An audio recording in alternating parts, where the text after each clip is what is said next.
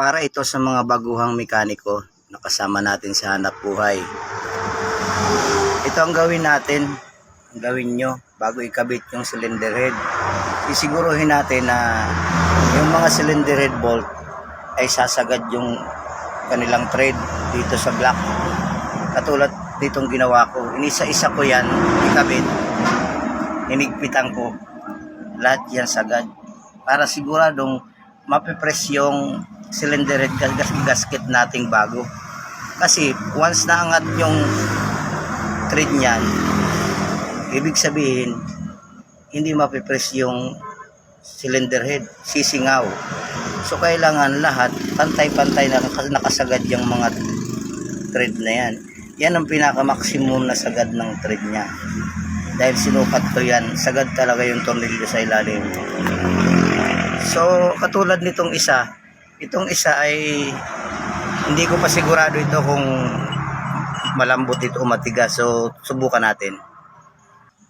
So gagamitan ko to ng sakit at ratchet. Ngayon subukan natin kung sasagad ito. So dyan pa lang ay matigas na, wala pa sa kalahati. Matigas na siya, pihitin. Ibig sabihin madumi yung thread niya. So kailangan ay linisin yung thread. Kasi pag hindi natin lininis yung thread, pinilit natin ito na higpitan ng higpitan, maaaring malus thread yung tornilyo, yung cylinder head bolt natin, masisira yung thread niyan. So pinaka the best dyan ay wag natin pilitin ibaon. Ang gawin natin ay tanggalin uli natin. Once na natanggal na natin ay kukuha tayo ng hand tap. Mayroon tayong hand tap. Sukatan natin itong thread na ito ng kapares kalaki ng hand tap.